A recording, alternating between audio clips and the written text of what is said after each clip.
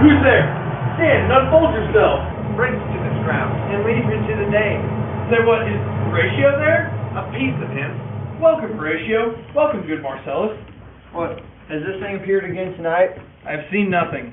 Horatio says 'tis but our fancy. Will not let belief take hold of him, touching this dread sight twice seen of us. Tush, tush, 'twill not appear. Come, warm yourself a while, and let us once again assail your ears that are so fortified against our story, what we have 2 nights seen.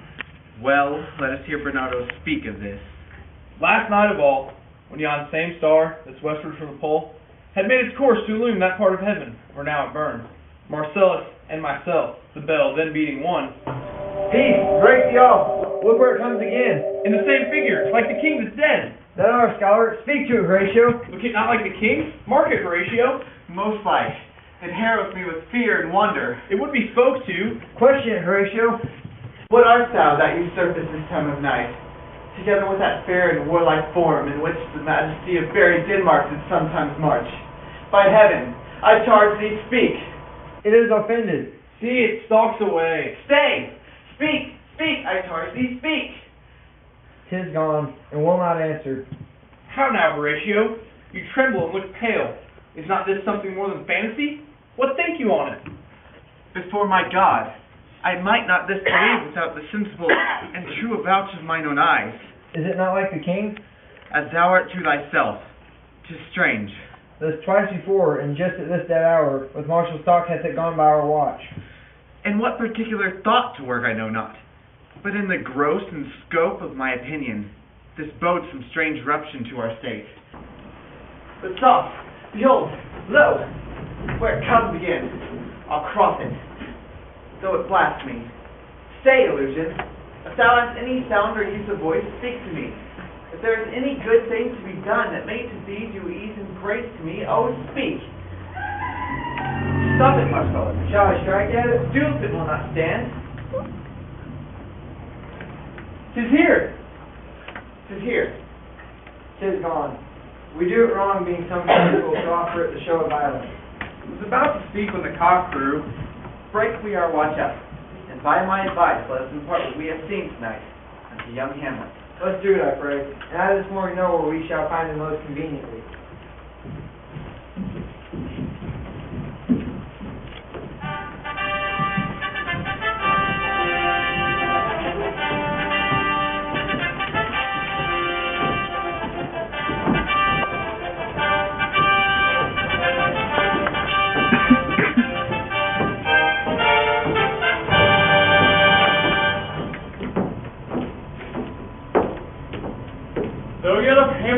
dear brother's death, the memory be green, and that it us befitted to bear our hearts in grief, and our whole kingdom to be contracted in one brow of woe. Yet so far hath discretion fought with nature, that we in wisest sorrow think on him, together with the remembrance of ourselves. Therefore, our sometime sister, now our queen, the imperial jointress to this warlike state, have we, as for the defeated joy, with mirth and funeral, and with dirge and marriage, taken the while.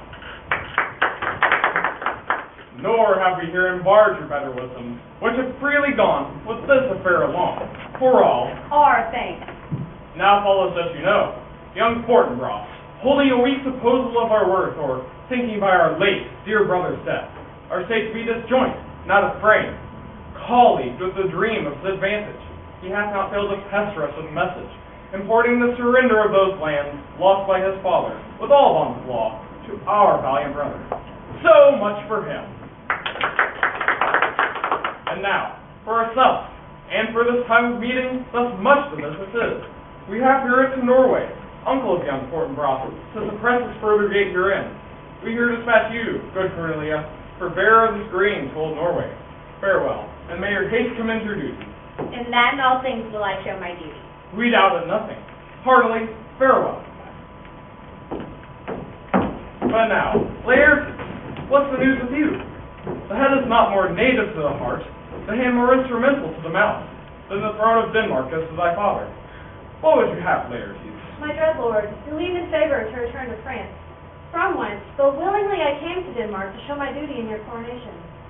Yet now I must confess, that duty done, my thoughts and wishes bend again toward France, and bow them to your gracious leave and pardon. Have you your father's leave? What's this Polonius? She hath, my lord, wrung from me my slow leave by Laertes' petition, and upon her will, I sealed my mark consent. I do beseech you, give her leave to go. Take thy fair hour, Laertes. Time be thine, and thy best graces, spend it at thy will.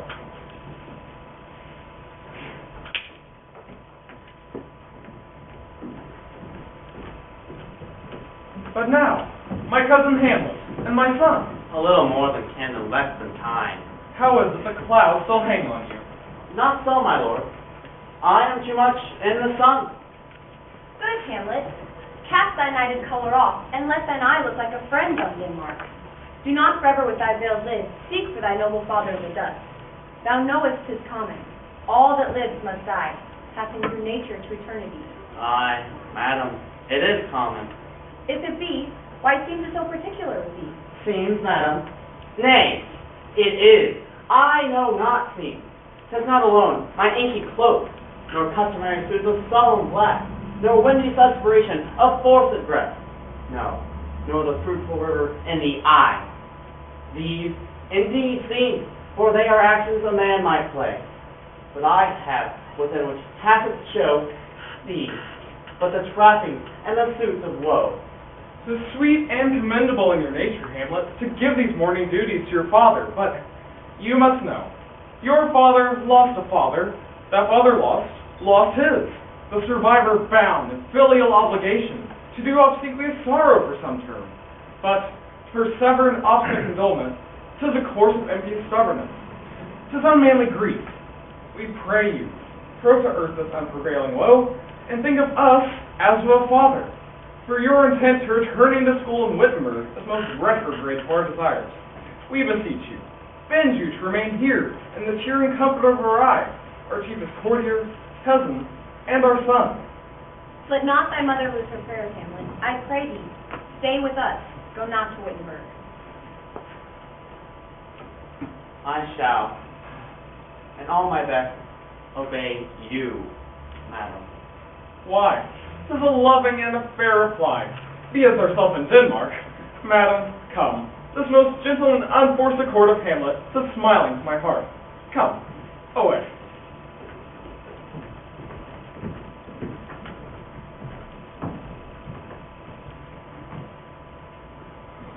Oh, that this too solid flesh would melt, thaw, and resolve itself into a dew. Or that the everlasting had not fixed his cannon against self-slaughter. Oh, God, how weary, stale, flat, and unprofitable seem to me all the uses of this world. that it's come to this. But 2 months dead? Nay, not so much, not 2. So excellent a king, that was to this Hyperion, to a satyr, so loving to my mother, that he might not beseem the winds of heaven, visit her face too roughly. Heaven and earth, must I remember why she would hang on him, as if increase in appetite had grown by what it fed on. And yet, within a month. Let me not think on it. Frailty, thy name is woman.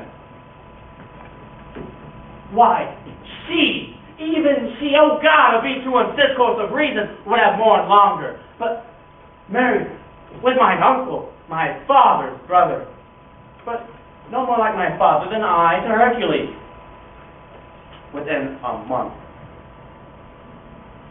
Oh, most wicked speed, to post with such dexterity to incestuous sheets.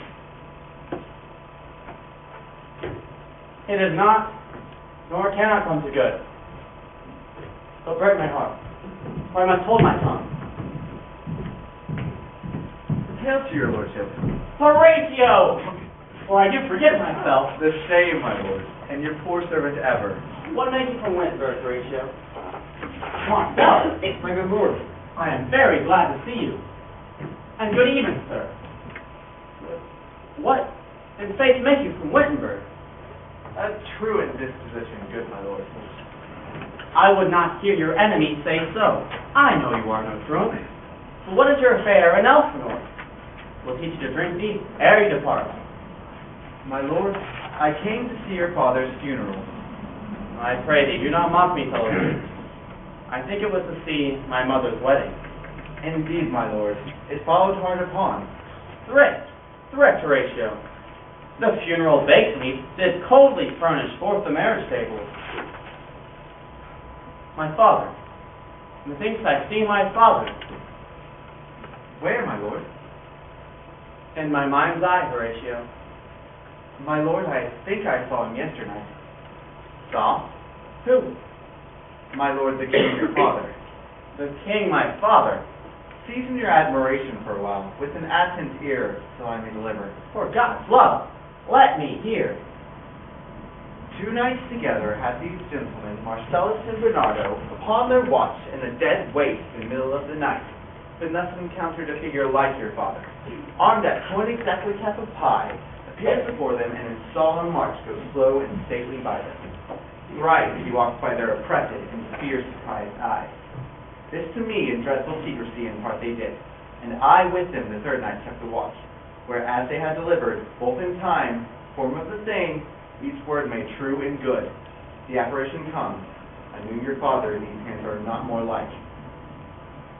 But where was this? My lord, on the platform where we watched. Did you not speak to it? My lord, I did, but answer made it none, and it vanished from our sight. 'Tis very strange. As I do live, my honored lord, 'tis true, and we did think it written down in our duty to let you know of it. I would. I had been there. It would have much amazed you. Very light. Very light. I will watch tonight. Perchance it will walk again. I warrant it will. And if it assume my noble father's person, I'll speak to it, though hell itself should gape and bid me hold my peace. I pray you all, if you have hitherto concealed the sight, let it be tenable in your silence still. And whatsoever else shall have tonight, give it an understanding, but no tongue. So fare you well. Upon the platform, twixt 11 and 12, I'll visit you. Our duty to your honor.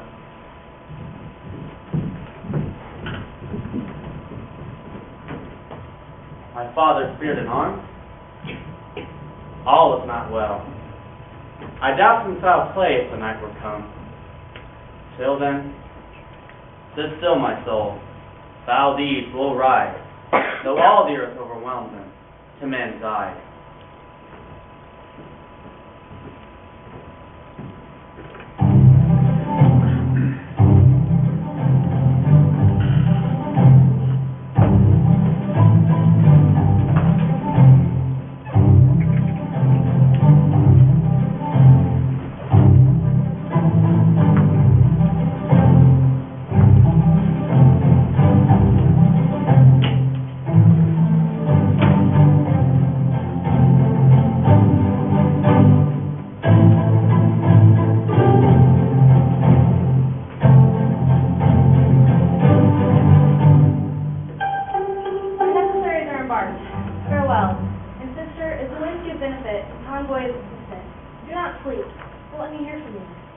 doubt that? For Hamlet, and the trifling of his favor, hold it a fashion and sway in blood. Forward, not permanent. Sweet, not lasting. The perfume and suppliance of a minute, no more. No more but so. Think it no more. Perhaps he loves you now, and now no soil nor coddle doth besmirch the virtue of his will. But you must fear. His greatness laid, his will is not his own, for he himself is subject to his birth. He may not, as unvalued persons do, carve for himself, for upon his choice depends the safety and health of his entire estate. Fear it, Ophelia, fear it, dear sister, and keep you in the rear of your affections, out of the shot and danger of desire. Be wary then. Best safety he plays in fear. Used to itself rebels, so none else near. I shall the effect of this good lesson keep, as watchman to my heart. But good my sister, do not, as some ungracious pastors do, show me the steep and thorny way to heaven, whilst like a puffed and reckless libertine, himself the primmost path of valiant tread, and that's not his own reed. Oh, fear me not. I stay too long, but here my father comes.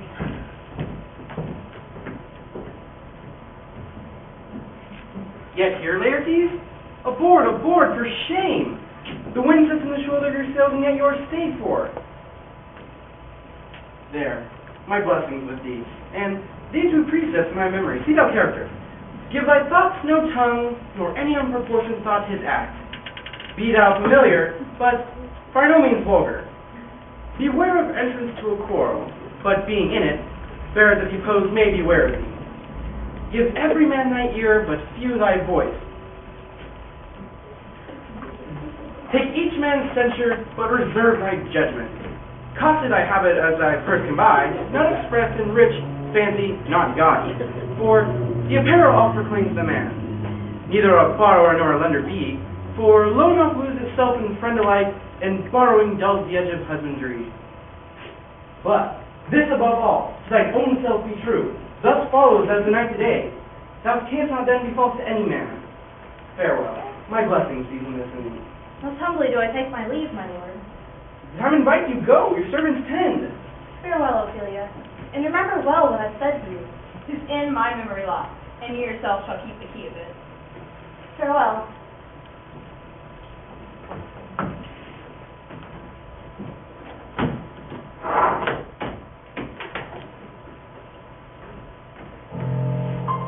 What is this he has said to you, Ophelia? So please you, something touching the Lord Hamlet. Tis told me he has of late given private time to you, near your presence been most free and bounteous. What is between you? Give me up the truth. He has, my lord of late, made many tenders of his affection to me. Affection? Ha! You speak like a green girl, assisted in such perilous circumstance. You believe it tenders, as you call them? I do not know, my lord, what I should think. Mary, I'll teach you to tender yourself more dearly, or not to crack the wind of poor praise ring at dust, to tender me a fool. My lord, he has importuned me with love and honorable fashion, and has given countenance to his speech, my lord, with almost all the holy vows of heaven. Aye, sprinted to catch woodcocks. Be somewhat scanter of your maiden presence. In few, Ophelia, do not believe his vows. This for all, I would not, in plain terms, from this time forth, have you so much to slander any moment's leisure as to give words or talk with the Lord Hamlet. Look to it, I charge you. Come your ways. I shall obey, my lord.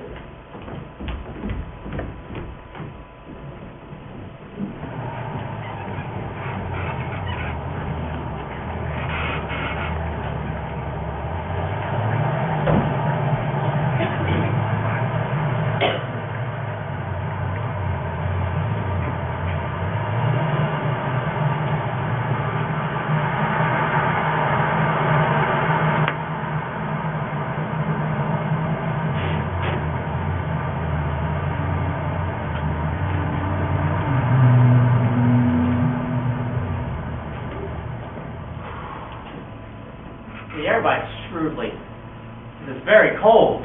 It is the nipping and eager air. What hour now? I think it lacks a 12. No. 'Tis struck. Indeed, I heard it not. And it draws near the season wherein the spirit held its wont to walk.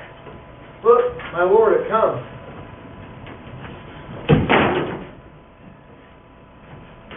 Angels and ministers of grace, defend us! Be thou a spirit of health, or goblin damned, bring with the airs from heaven, or blast from hell. Be thy intent wicked or charitable, thou comes in such a questionable shape, that I'll speak to thee. I'll call thee Hamlet, King, Father, Royal Dane. Oh, answer me thus. Do not let me burst in ignorance, but tell why thy canonized bones, person, death, have burst from their cerements.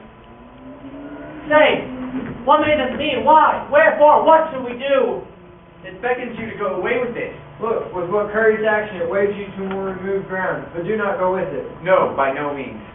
It will not speak? Then I will follow it. Do not, my lord. Why? What should be the fear? I do not set my life at a pin's speed. The way is forth again. I'll follow it. What if it takes you for the flood, my lord? Or to the dreadful summit of a cliff that beetles over his face into the sea, and there assumes some other horrible form which might deprive you of your sovereignty of reason and draw you into madness? Think of it. Away from me still. I say away. Go on. I'll follow it. You shall not go, my lord. Hold off your hand. Rule, you shall not go. Unhand me, gentlemen. By heaven, I'll make a ghost of him that lets me. I say, away. Go on. I'll follow thee. Let's follow. It is not fit thus to obey him. Something is rotten in the state of Denmark.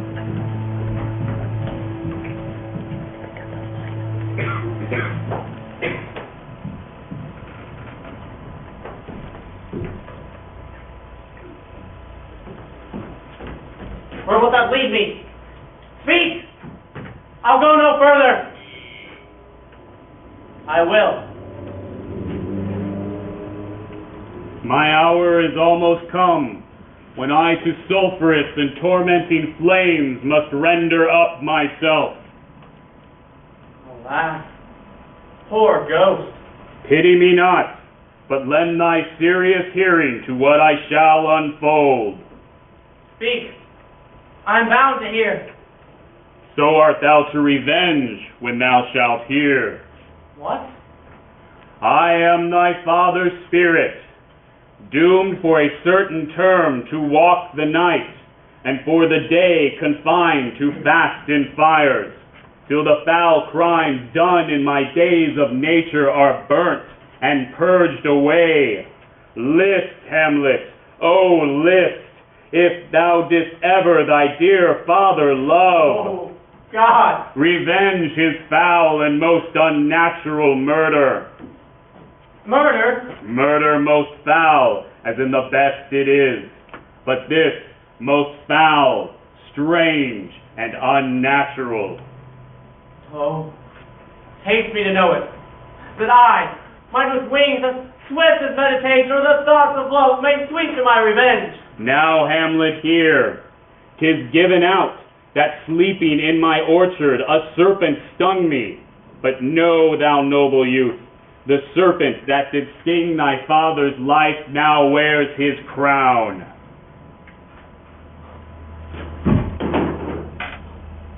My prophetic soul! My uncle! Aye, that incestuous, that adulterous beast, won to his shameful lust the will of my most seeming virtuous queen. Oh, Hamlet, what a falling off was there! But soft, methinks I scent the morning air. Brief let me be. Sleeping within my orchard, my custom always of the afternoon, upon my secure hour thy uncle stole with juice of cursed Hebena in a vial, and in the porches of my ears did pour the leprous distilment.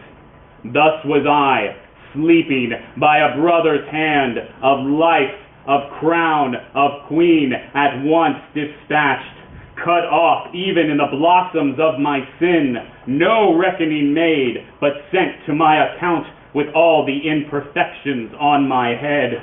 Oh, horrible, most horrible.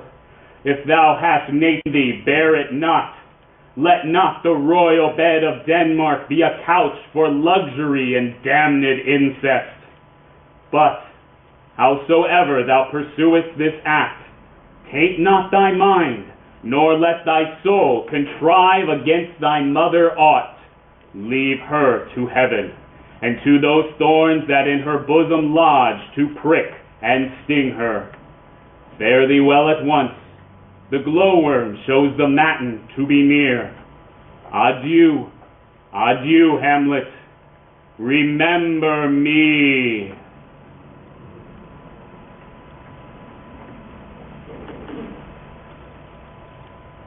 Oh, all you hosts of heaven, oh, earth, what else? And shall I couple hell?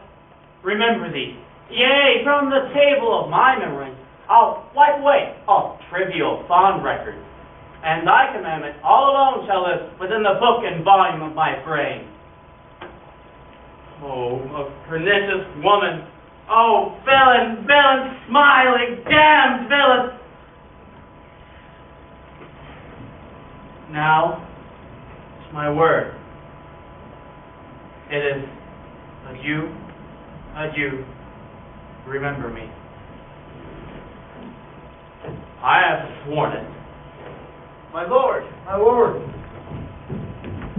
Lord Hamlet. Heaven secure him. So be it. How is it, my noble lord? What news, my lord? Oh, wonderful!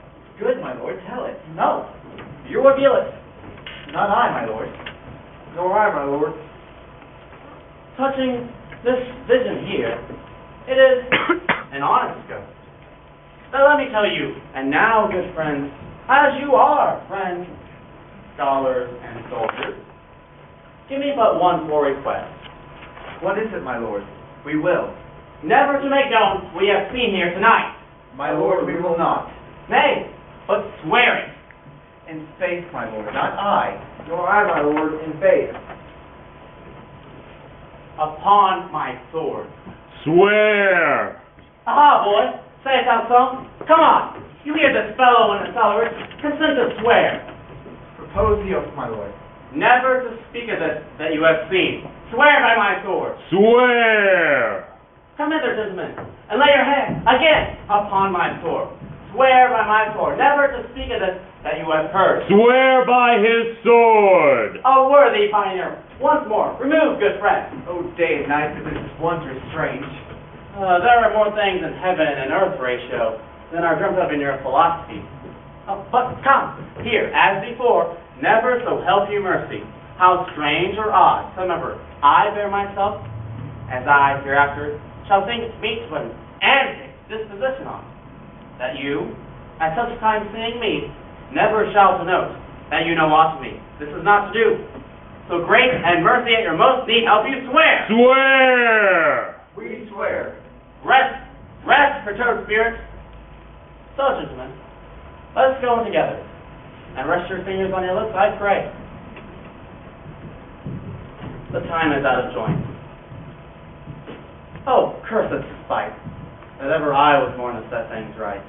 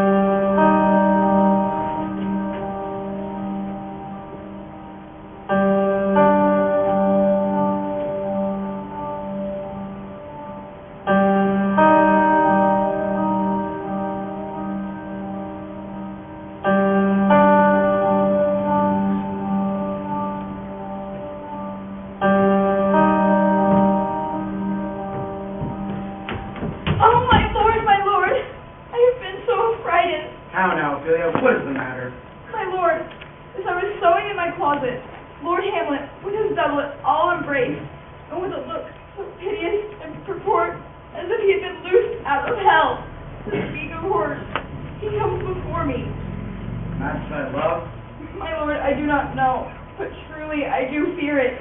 What said He took me by the wrist and held me hard. Then goes he to the length of all his arms, and with his other hand o'er his brow, he falls to such perusal of my face as he would draw it. Long stayed he so. At last, a little shaking of mine arm, and thrice his head, thus waving up and down. He raised a sigh, so piteous and profound as it did seem to shatter all his bulk and end his being.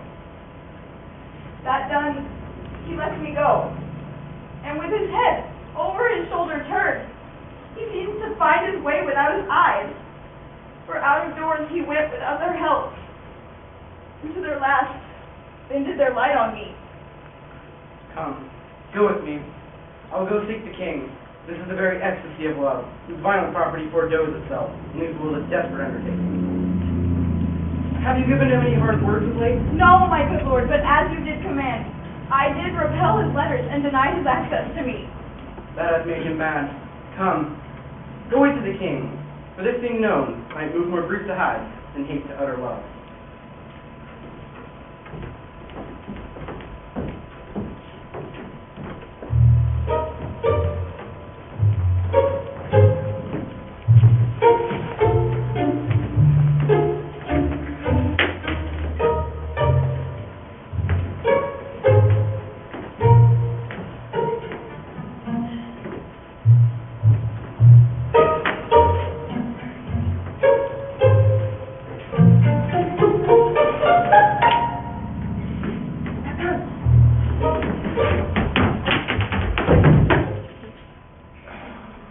Welcome, dear Rosencrantz and Guildenstern. Something have you heard of Hamlet's transformation? What it should be, more than his father's death, that thus hath put him so much from the understanding of himself, I cannot dream of.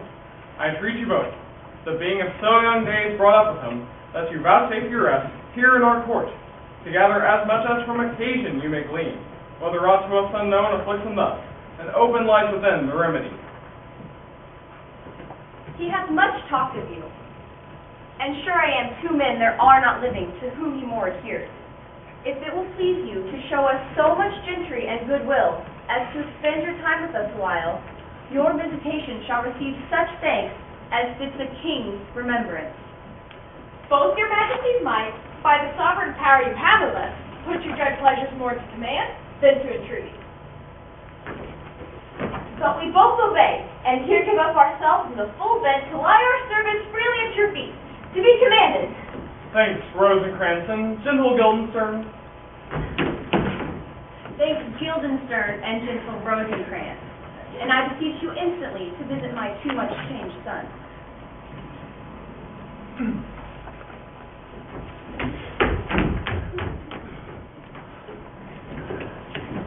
The ambassador from Norway, my good lord, is joyfully returned. Thou still hast been the father of good news. And I do think, girls, this brain of mine hunts not the trail of policy that it so has to do, that I found the very cause of Hamlet's lunacy. Speak of that. That do I long to hear. Give first admittance to the ambassador. I know it shall be the fruit of that great deed. Thyself do them grace, and bring them in. He tells me, my dear Gertrude, that he has found the very head and source of all your son's distemper. I doubt it is no other but the main, his father's death and our o'erhasty marriage. Well, we shall see. Welcome, my good friend. Say, Cornelia, what from our brother Norway? Most fair return of greetings and desires. Upon our first, old Norway sent out to suppress his nephew's levy, which to him appeared to be a preparation against the poleaxe. But better looked into, he truly found it was against your highness. Whereat sent out arrest on Fortinbras, which he in brief obeys, and makes vows before his uncle nevermore to give the assay of arms against your majesty. Ronald Norway, overcome with joy, gives him 3,000 crowns at annual fee, and is commissioned to employ those soldiers so levied as before against the poleaxe. With an entreaty herein further shown, that it might please you to give quiet path through your dominions for this enterprise. It likes us well. We thank you for your well-took labor. Go to your rest. Tonight we shall feast together. Most welcome home. This business is well ended. My liege and madam, to expostulate what majesty should be, what duty is, why, day is day, night is night, and time is time, where but nothing to wait, but night, day, and time. Therefore, since brevity is the soul of wit, I will be brief. Your noble son is mad, Claudius, but to define true madness, what is it to be nothing else but mad? But let that go. More matter with less art. Madam, I swear I use no art at all, that he is mad. 'Tis true, 'tis true. 'Tis pity, and pity 'tis true. 'Tis a foolish figure, but you shall hear. Perpend, I have a daughter. How well she is mine, in her duty and obedience, Mark, hath given me this. Now gather into mine. To the celestial and mindful idol, the most beautified Ophelia. That's an ill phrase, a vile phrase. Beautified is a vile phrase. But you shall hear. Came this from Hamlet to her? Good madam, stay a while. I will be faithful. Doubt thou the stars are fire, doubt that the sun doth move, doubt truth to be a liar, but never doubt that I love. O dear Ophelia, I am ill at these numbers. I have not art to reckon my groans, but that I love thee best, almost best. Believe it, I do. Thine evermore, most dear lady, whilst this machine is to him. Hamlet. This, in obedience, hath my daughter shown me. But how has she received his love? What do you think of me? As a man, faithful and honorable. I would fain prove so. I went round to work, and to my young mistress I thus did bespeak. Lord Hamlet is a prince out of thy star, this must not be. Then I precepts gave her that she should lock herself from his resort, admit no messengers, receive no tokens. This being done, she took the fruits of my advice, and he repelled a short tale to make. Fell into a sadness, thence into a fast, thence into a lightness, thence into a darkness, thence into a watch, and by this declension, into the madness where he now raised, and we all mourn for it. Do you think it's this? It may be very likely. How may we try it further? You know sometimes he walks for hours here in the lobby. So he does indeed. At such a time, I'll loose my daughter upon him. Be you and I behind an arras, then. Mark the encounter. We will try it. But look, where's sadly the poor Exton's reading? Away, I do beseech you, both away. I'll board him presently.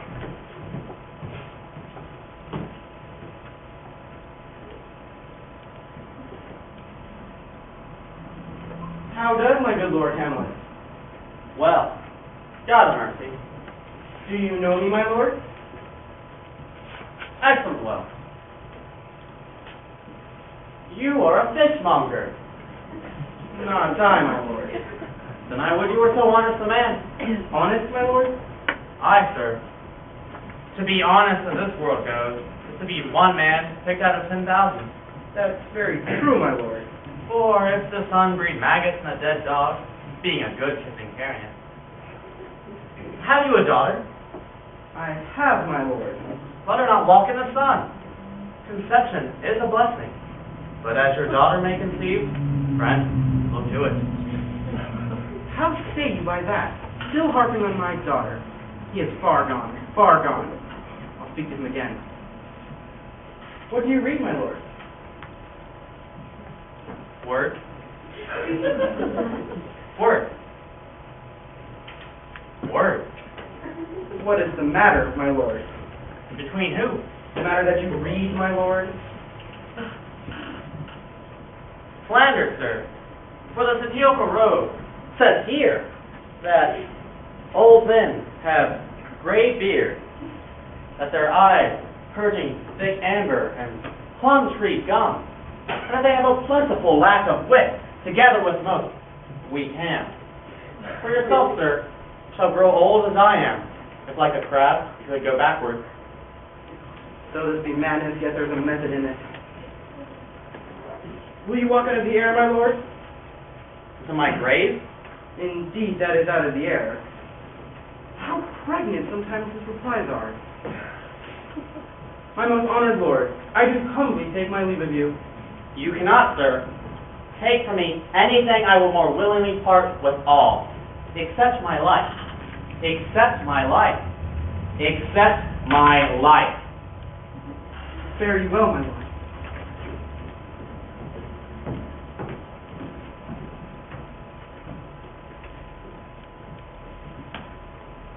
Tedious old fool.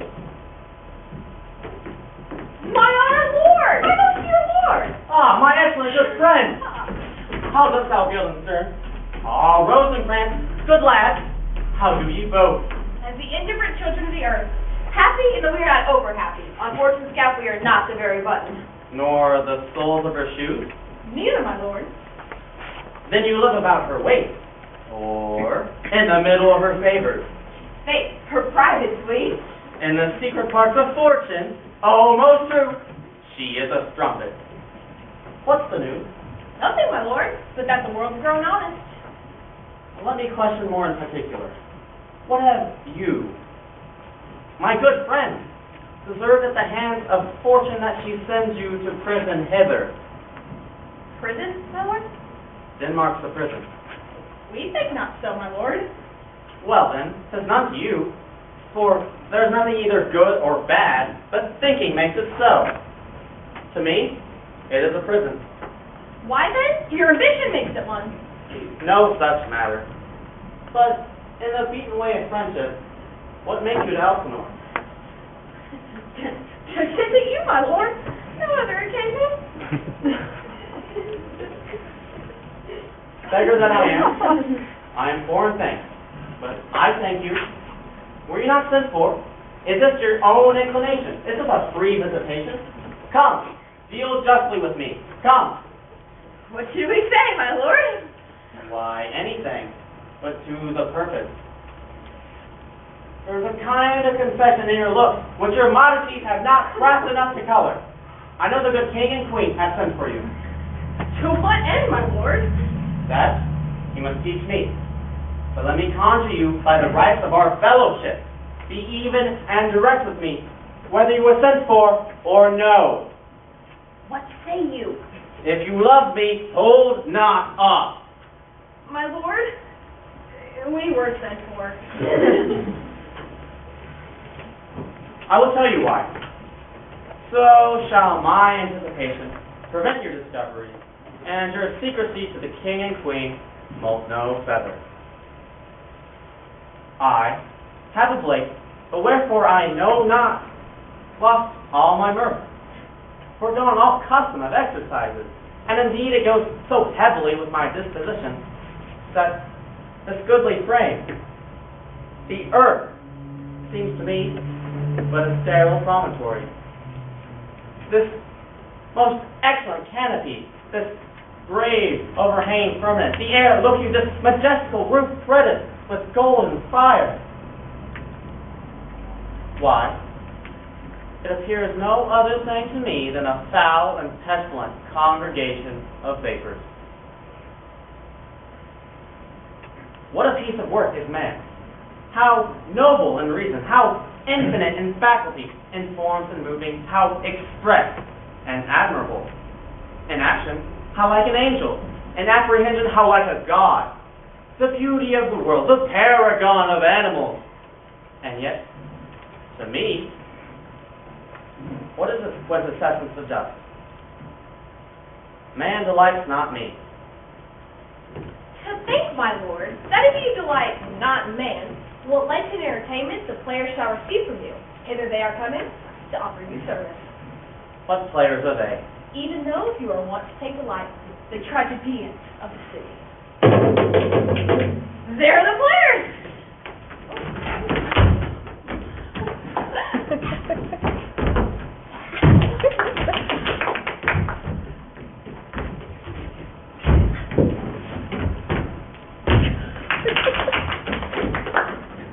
Gentlemen, you are welcome to Elsinore. Come, your hands in. You are welcome. But my uncle's father and aunt mother are deceived. In what, my lord? I am a bad north-northwest. When the wind is southerly, I know a hop from a handsaw. Well be with you, gentlemen. These are the best actors in the world, either for tragedy, comedy, history, pastoral, pastoral comical, historical pastoral, tragical historical, tragical comical, historical pastoral, indivisible, or poem unlimited. These are the only men. will hear a speech straight. Come, give us a taste of your quality. Come, a passionate speech. What speech, my lord? I heard thee speak me a speech once. 'Twas Aeneas' tale to Dido, and thereabout especially where he speaks of Priam's slaughter. If it live in your memory, begin at this line. Let me see. The rugged Pyrrhus, the Hyrcanian beast. It's not so. It begins with Pyrrhus. So, proceed you. Before God, my lord, both spoken, with good accent and good discretion. Anon he finds him, striking too short at Greek's his antique sword. Rebellious to his arm lies where it falls. Repugnant to command, unequal match. Pyrrhus at Priam's rise when rage strikes wide. But with the whiff and wind of his fell sword, the unheard father falls. Then senseless Ilium, seeming to feel the blow with flaming top, stoops to his face, with a hideous crack, takes prisoner Pyrrhus' ear, for lo, his sword, which is reclining on the milky head of Reverend Priam, seems in the air to stick. So as a painted tyrant, Pyrrhus stood, and like a neutral to his will and matter, did nothing. But as we often see against some storm, a silence in the heavens, the rack stands still. The bold wind sweeps within the orb below, a touch of death, anon the dreadful thunder doth ring the region. So after Pyrrhus' pause, aroused vengeance sets him to a work. And Pyrrhus' bleeding sword now falls on Priam.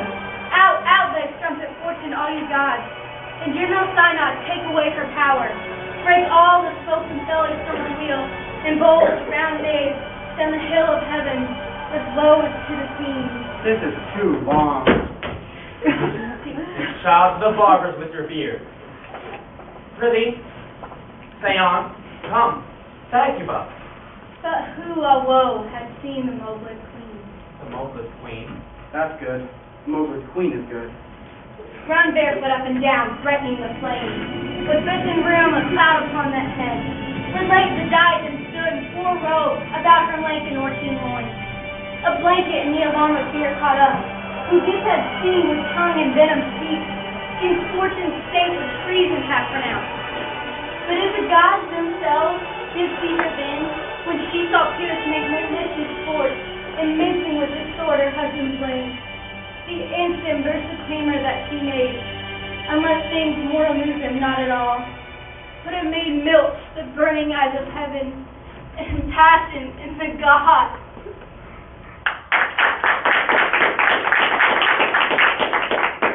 Look to where she has not turned her color, and has tears in her eyes.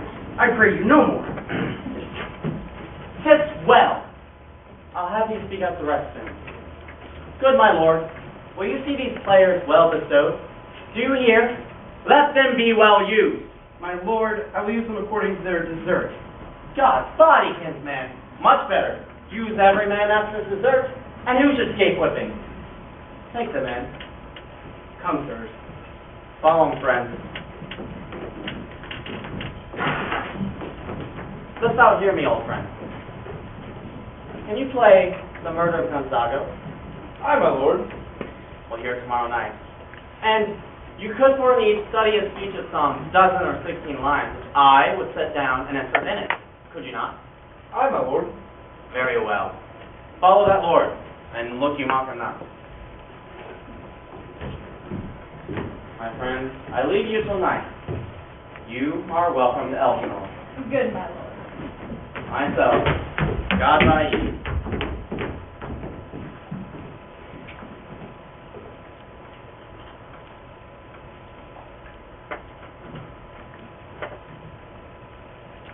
Now, am I alone? Oh, what a rogue and peasant slave am I!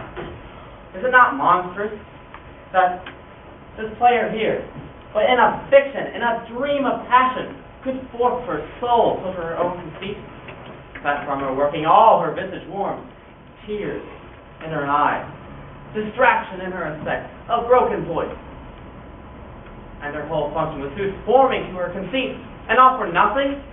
For Hecuba? What Hecuba to her, or she to Hecuba, that she should weep for her? Yet I, a dull and muddy-meddled rascal peach, like John a dream, unpregnant my cause. Am I a coward? Huh. Swoons I should take for it. For it cannot be but that I am pigeon-livered, and lack gall to make oppression bitter, bloody, remorseless, treacherous, lecherous, kindless villain. Oh, vengeance! Why, what an ass am I! If this is most brave, that I, son of my dear father's murder, much like a whore, unpack my heart with words, and fall a-cursing like a very scully, a drab, fie upon it! Foe! About my brain.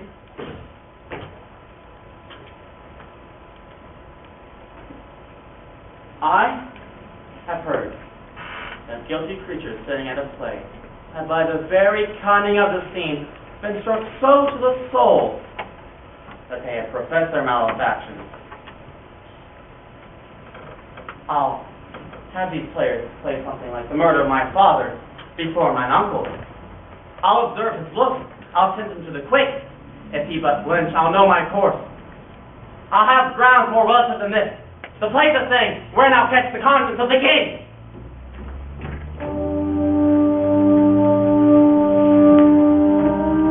Can you, by no dearth of conference, determine why he puts on this confusion? He does confess he feels himself distracted, but from what cause he will by no means speak. Nor do we find him for to be sounded, but with crafty madness to keep aloof we were to bring him to some confession of his true state. Did he receive you well? Most like a gentleman, but with much forcing of disposition. Did you essay him to any pastime? Madam, it so fell out that certain players were overwrought on the way. Of these we told him, and there did seem in him a kind of joy to hear of it. They are about the court, and as I think, they have already ordered this night to play for him. 'Tis most true, and he beseech me to entreat your majesty to hear and see the matter. With all my heart. It doth much content me to hear him so inclined. Good gentlemen, give him a further edge, and drive his purpose onto these delights. We shall, my lord.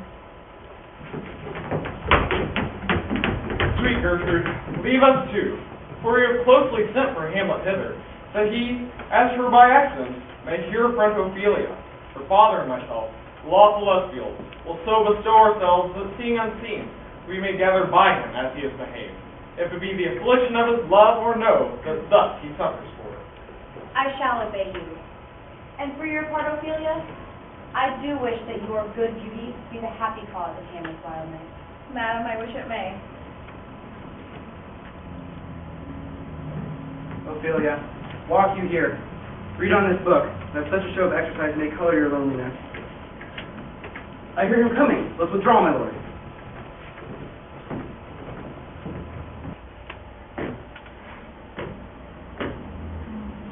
To be, or not to be? That is the question.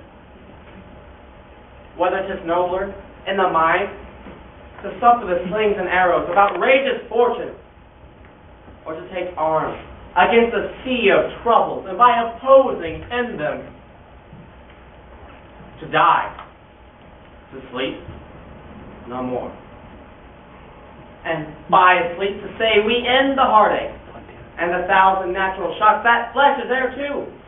'Tis a consummation, devoutly to be wished, to die, to sleep perchance to dream. Aye, there's the rub.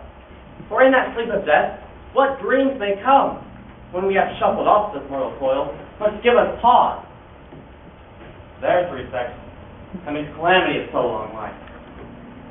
For who would bear the whips and scourge of time, the oppressor's wrong, the proud man's contumely, the pangs of despised love, the law's delay, the insolence of office, and the spurns that patient merit of the unworthy takes when he himself might his quietness make with a bare bodkin?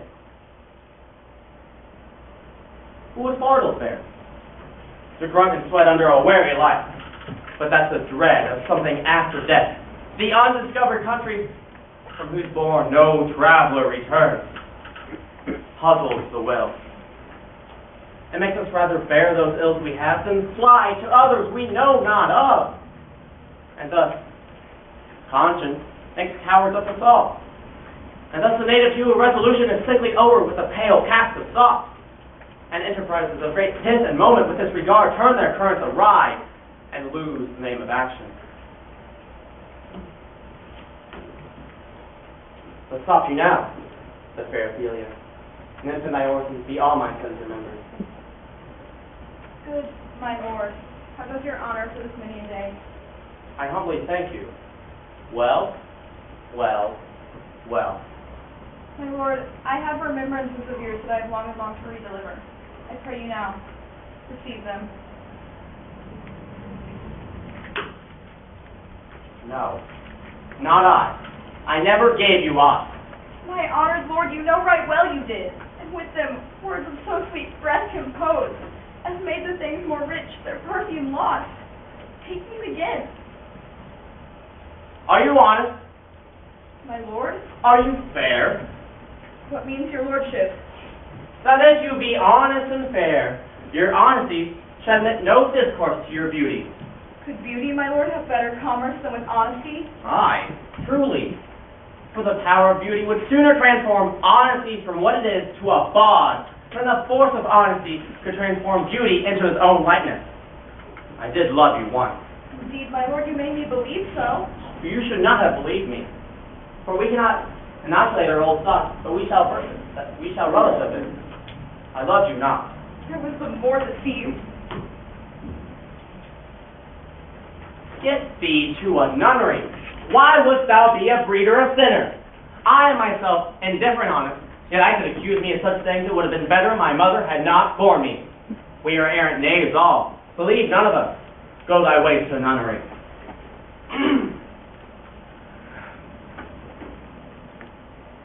Where's your father? At home, my lord. Let the door be shut upon him, that he may play the fool nowhere else but in his house. Farewell. Oh, help him, you sweet heavens! Oh, if thou dost marry, I'll give thee this plague for thy dowry. Be thou as chaste as ice, as pure as snow. Thou shalt not escape calumny. Get thee to a nunnery. Go! Farewell. Or, if thou wouldst needs marry, marry a fool.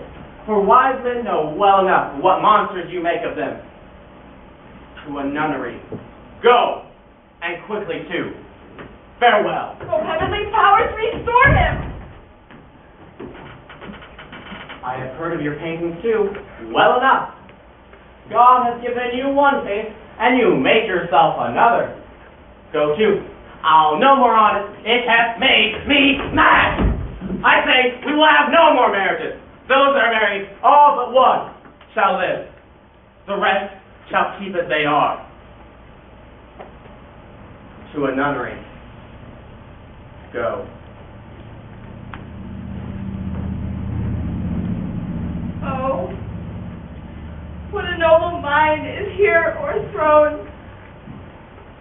The courtiers, soldiers, scholars, eye, tongue, sword, the expectancy and rose of the fair state, the glass of fashion and the mold of form, the observed of all observers, quite down.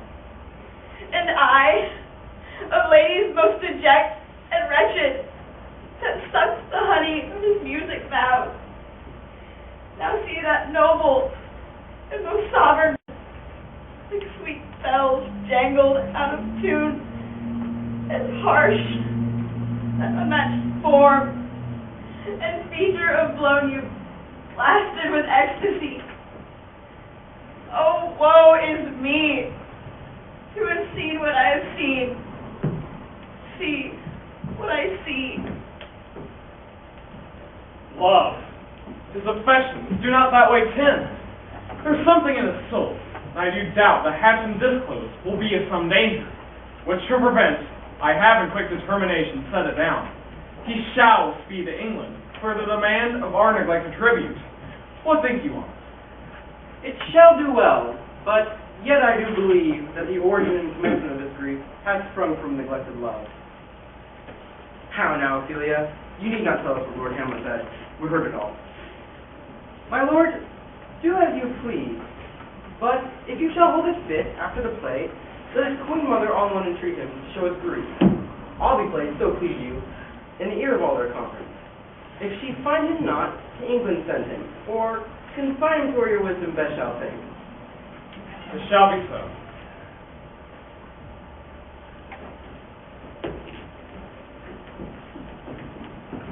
Madness and great ones must not unwatch it go.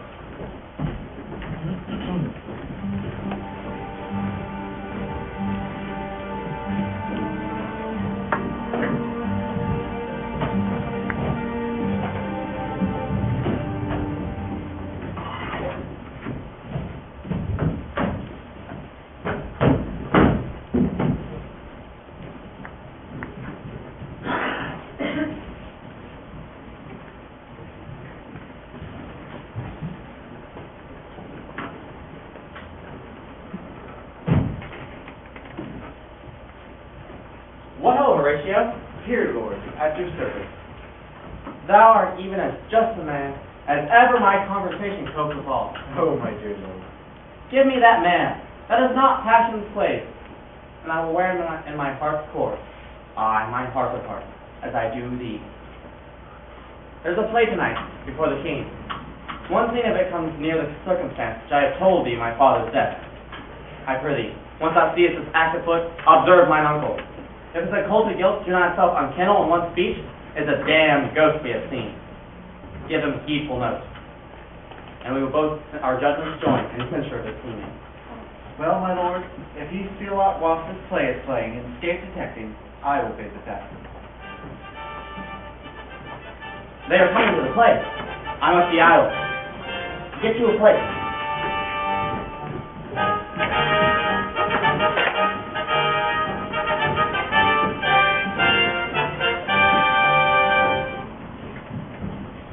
Come hither, my dear Hamlet. Sit by me. No, good madam. Here is metal more attractive. Oh ho, do you mark that? Lady, shall I lie in your lap? No, my lord. I mean my head upon your lap. Aye, my lord. Do you think I make country matter? I think nothing, my lord. That's a fair thought to lie between maid's legs. What is, my lord? Nothing. You are married, my lord. Who, I? Aye, my lord. Oh, God, you're only dig-maker. For what should a man do but be married? For look you how cheerfully my mother looked when my father had died within these 2 hours. Nay, 'tis twice 2 months, my lord. So long? Oh, heavens! Died 2 months ago and not forgotten yet? And there is hope a great man's memory may outlive his life half a year. For us and for our tragedy, here stooping to your clemency, we beg your hearing patiently. Is this a prologue or the posy of a ring? 'Tis brief, my lord. As woman's love. Full 30 times hath Phoebus' cart gone round, Neptune's salt wash, and Tellus poured ground, since love our hearts and time in our hands unite commutual in most sacred bands. So many journeys may the sun and moon make us again, count our love be done. But woe is me, you are so sick of late, so far from cheer and from your former state, that I distrust you. Yet though I distrust, discomfort you, my lord, in nothing much. Where love grows great, the little south for fear. Where fear grows great, great love grows there. Faith, I must leave thee, love, and shortly too, my operant powers their functions leave to do. Oh, confound the rest, 'cause love must needs be treason in my breast. And second husband, let me be accursed. None wed the second, but who killed the first? Wormwood, wormwood. The instances the second marriage moves are base respects of birth, but none of love. As second time I kill my husband dead, when second husband kisses me in bed. I do believe you think what now you speak, but what we do determine oft we break. What to ourselves in passion we propose, the passion ending doth purpose lose. This world is not for aye, nor 'tis not strange, that even our love should with our fortunes change. For 'tis a question left us yet to prove, whether love lead fortune, or else fortune love. But orderly to end where I begun. Our wills and our fates do so contrary run, But our devices still are overthrown. Our thoughts are ours, their ends none of our own. So think thou wilt no second husband wed. Let die thy thoughts from thy first lord of dead. Nor earth to me give food, nor heaven light. Sport repose lack from me day and night. Could desperation turn my trust and hope, and anchor's cheer in prison be my scope. Both here and hence, pursue me lasting strife. If once a widow, ever I be wife. If she should break it now, 'Tis deeply sworn. Sweet leave me awhile. My spirits grow dull, and fain I would beguile the tedious day with sleep. Sleep, rock thy brain, and never come as chance between us twain. madam, how like you this play? The lady doth protest too much, methinks. Oh, but she'll keep her word. What do you call the play? The Mousetrap. This play is the image of a murder done in Vienna. Gonzago, the Duke's name, that keeps us his wife, you shall see anon. 'Tis a knavish piece of work. What of that? To your majesty and we that have free souls, it touches us not. Enter one Lucianus, nephew to the king. You are as good as a chorus, my lord. Begin, murderer. Thoughts slack, hands apt, drugs fit, and time agreeing. Confederate season, else no creature seeing. Thou mixture rank of midnight weed, collected with Hegate's bands, thrice blasted and thrice infected. Thy natural magic or dire property on wholesome life usurp immediately. He poisons them in the garden for his estate, and you shall see anon how he gets the love of Gonzago's wife. The king rises. What? Fright of his false fire? How fares my lord? Give over the play. Give me some light! Away! Light!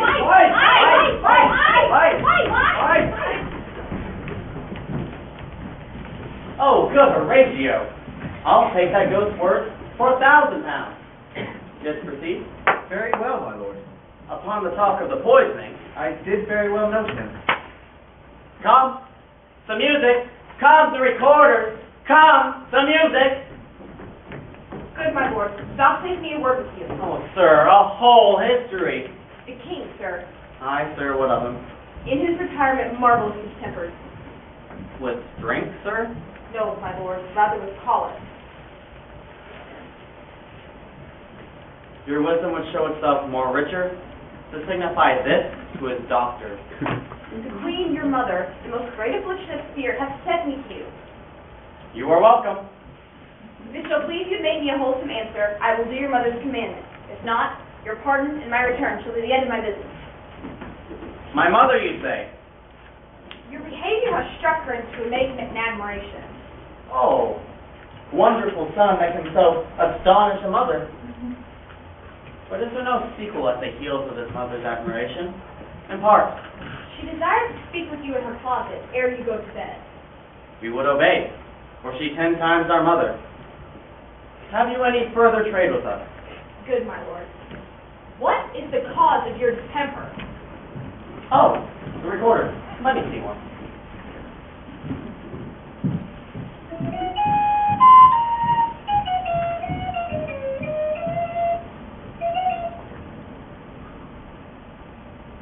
Will you play upon this pipe? My lord, I cannot. I pray you. Believe me, I cannot. I do beseech you. I know no touch of it, my lord. It's as easy as lying. Look you. Here are the stops. Those I cannot command in the utterance of harmony. I have not the skill. Why, look you how unworthy of a thing you make of me. You would seem to know my stuff. You would seem to play upon me. Blood, do you think I mean to be played on in a pipe? Call me what instrument you will. Though you can fret me, you cannot play upon me. My lord, the queen would speak with you, and presently. I will come to my mother by and by. I will say so. By and by is easily said. Leave me, my friend.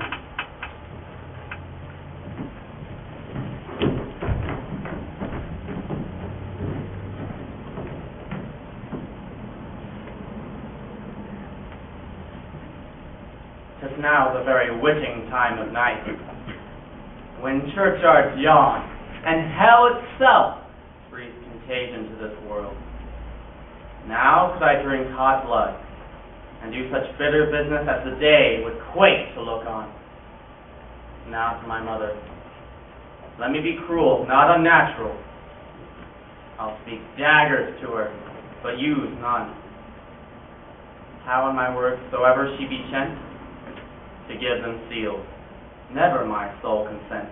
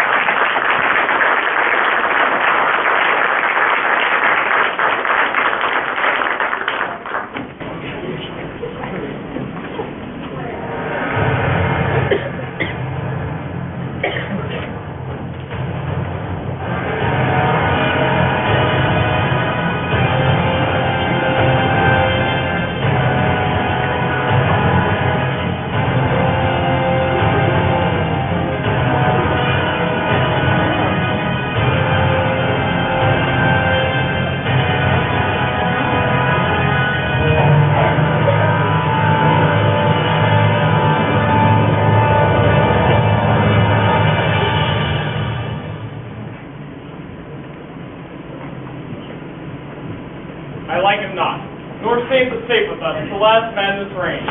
Therefore, prepare yourself.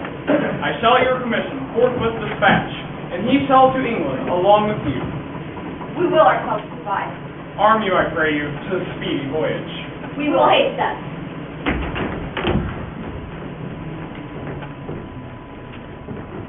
My lord is going to his mother's closet. Behind the arras I'll convey myself to hear the process. I'll warn she'll tax him home. I'll call upon you ere you go to bed and tell you when I know. Thanks, dear my lord.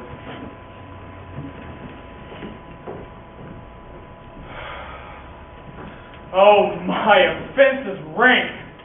It smells to heaven. It hath the primal, eldest curse upon it.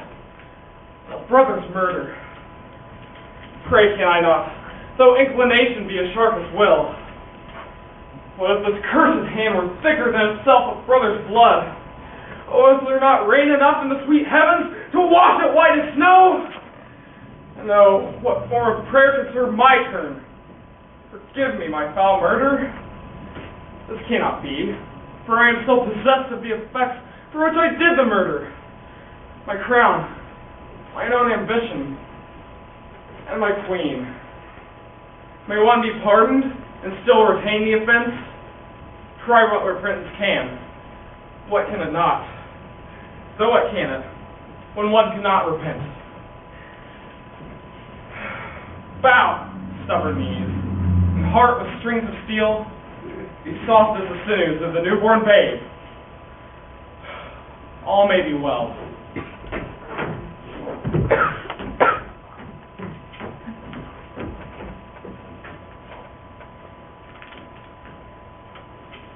Now, when I do it, pass! And now, he is a-praying. And now I'll do it. And so he goes to heaven. And am I then revenged? That would be scant. A villain killed my father, and for that I do the same villain send to heaven? Oh, this is hire and salary, not revenge. He took my father grossly, full of bread. His crimes broad blown and flush as May. And am I then revenged to take him in the purging of his soul when he is fit and seasoned for the passage? No. Up, sword, and know thou more horror hence, when he is drunk asleep, or in his rage, or in the incestuous pleasures of his bed. Then trip him, that his heels may kick at heaven, but his soul may be as damned as black as hell, whereto it goes. My mother's state. This physic but prolongs thy sickly days.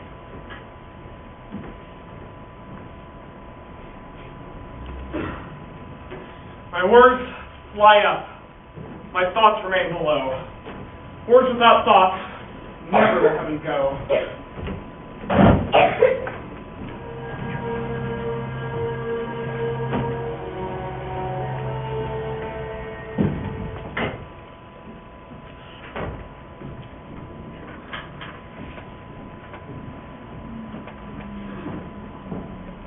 He will come straight. Look, you lay home to him. Tell him that his pranks have been too broad to bear with, and that your grace has stood between much heat and him. I'll silence me even here. Pray you be round with him. Mother! I'll warrant you. Fear me not. Withdraw. I hear him coming.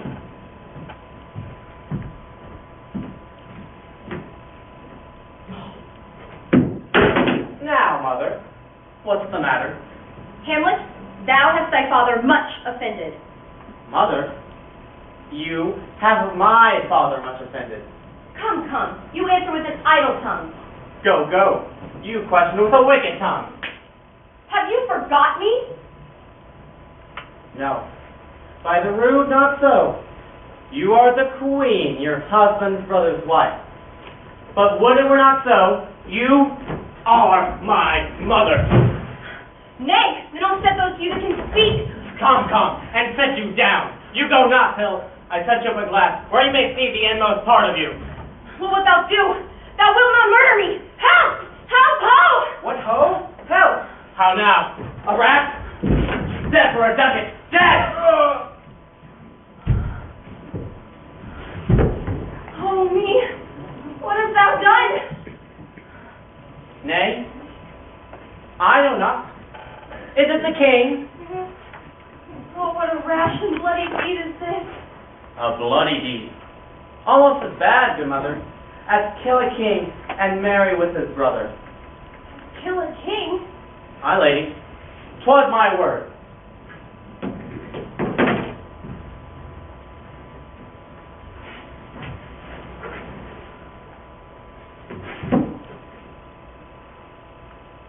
Thou wretched, rash, intruding fool! I took thee for thy better. Leave wringing of your hands. Peace. Sit you down, and let me wring your heart. What have I done that thou darest wag thy tongue in noise so rude against me? Such an act that blurs the grace and blush of modesty, calls virtue hypocrite, and makes marriage vows as false as dicer's oath. I me, what act that roars so loud and thunders in the index? Look here. Upon this picture, and on this, see what a graceless he did on his brow? Hyperion's curls, to the front of Jove himself. This was your husband. Look you now, what follows? Here's your husband, like a mildewed ear, blasting his wholesome brother. Have you eyes? You cannot call it love, for at your age, the heyday of the blood is tame. It's humble, and waits upon the judgment. But what judgment? What step? From this to this. Oh, shame. Where's thy blush? Oh, speak to me no more. These words like daggers enter my ears. No more, sweet Hamlet. A murderer and a villain. A slave that is not 20th part the tithe of your present lord. A vice of king. A cutpurse of the empire and the rule. No more! A king of shreds and patches. Save me, and hover over me with your wings, your heavenly garb. What was your gracious figure? Alas, he's mad. Do you not come your tardy son to chide? Oh, say! Do not forget, this visitation is but to whet thy almost blunted purpose. But look, amazement on thy mother sits. O step between her and her fighting soul. Speak to her, Hamlet. How is it with you, lady? Alas, how is it with you that you do bend your eye on vacancy? Whereon do you look? On him! On him! Look you how palely glare do not look upon me, lest with this piteous action you do convert my stern effect. To whom do you speak this? Do you see nothing there? Nothing at all. Yet all that is I see. Why, look you, how it steals away. My father, in the habit as he lived. Look where he goes, even now, out at the portal. This is the very coinage of your brain. It is not magnified, uttered mother. For the love of grace, repent yourself to heaven. Repent what's past, avoid what's to come, and do not spread compost on the weeds to make them ranker. Oh, Hamlet, thou hast cleft my heart in twain. Oh, throw away the worst part of it, and live the purer with the other half. Once more, good night. And when thou desirest to be blessed, I'll blessings beg of you. For the same Lord, I do repent, but heaven has pleased it so, punish me with this, and this with me. I will bestow him, and answer well the death I gave him. So again, good night. I must be cruel, only to be kind. What shall I do? Not this. By no means that I do bid you do. Let the blow king tempt you again to bed, call you his master, or let him for a pair of reechy kisses make you to ravel all this matter out, that I essentially am not in madness, but mad in craft. If words be made of breath, and breath of life, I have no life to breathe without a sentiment.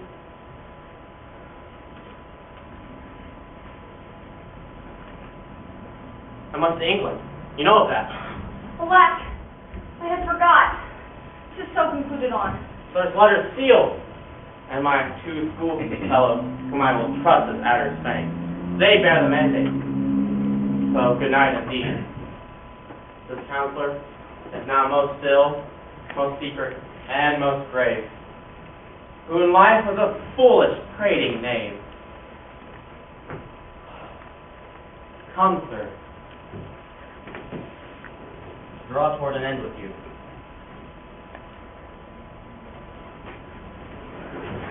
Good night, mother. Good night, mother. Good night, mother.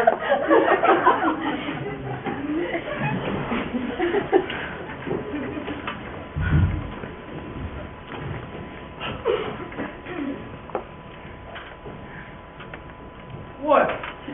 Gertrude, how does Hamlet? Mad as the sea and wind when both contend which lives in my ear. In his lawless fit, he whips out his rapier and cries, "A rat! A rat!" And in his brandished apprehension kills the unseen good old man. Oh, heavy deed. It has so been with us. Had we been there, where is he gone?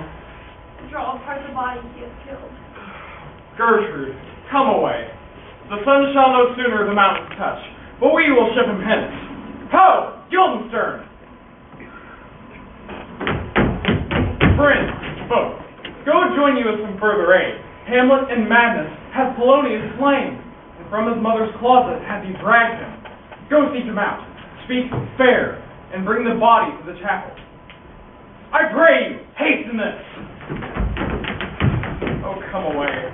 My soul is full of discord and dismay.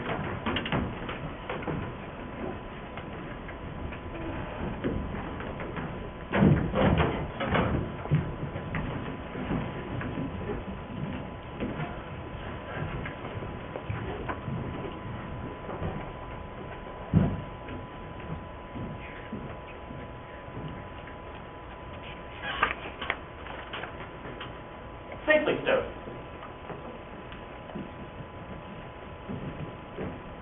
Hamlet? Hamlet. Hamlet? Hamlet. Hamlet? Hamlet? What have you done, my lord, with the dead body? Compounded it with dust. Whereto 'tis can. Tell us where it is, we would take it thence and bear it to the chapel. Do not believe it. Believe what? But I can keep your own counsel, and not mine. Besides, to be demanded of a sponge, what replication should be made by the son of a king? Take you me for a sponge, my lord? Truly. one which soaks up the king's countenance. His reward, his authority. When he needs what you have gleaned, it is but squeezing you, and sponge, you shall be dry again. My lord, you must tell us where the body is and go with us to the king. The body is with the king, but the king is not with the body. The king is a thing. A thing, my lord? Of nothing. Bring me to him. Hi, Fox, and all after.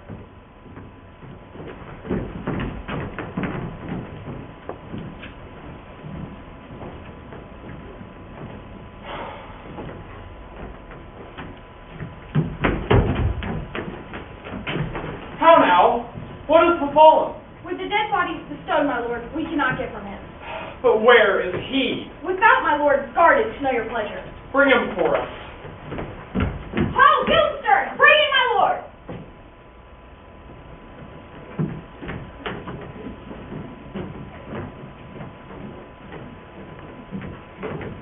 Now, Hamlet, where is Polonius? At supper? Supper. Where? Not where he eats, but where he is eaten. Where is Polonius? In heaven. Send hither to see. But if your messenger find him not there, seek him in the other place yourself.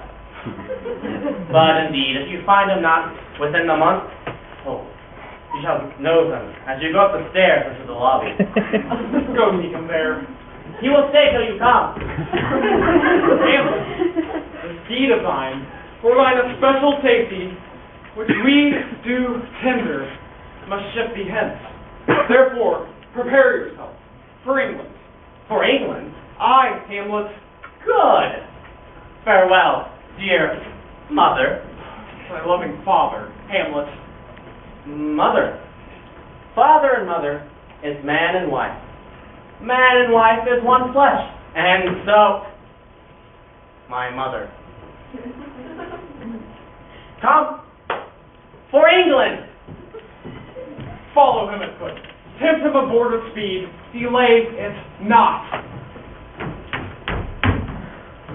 And England, thou mayst not coldly set our sovereign process, which imports at full, by letters congruing to that effect, the present death of Hamlet. Do it, England, for like the hectic in my blood he rages, and thou must cure me.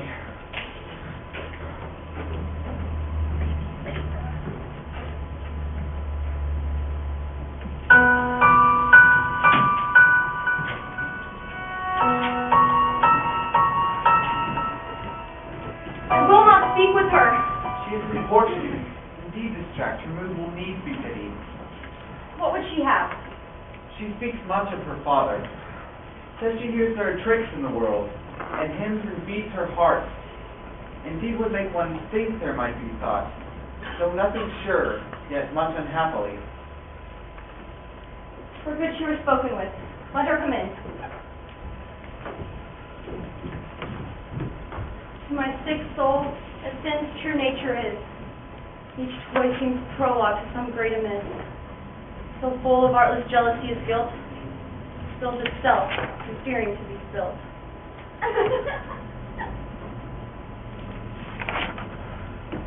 Where is the beauteous majesty of Denmark? How now, Ophelia? How should I, your true love, know from another one? By his cockle hat and staff, and his sandal shoon. Alas, sweet lady, what imports this song? Say you, nay, pray you, mark.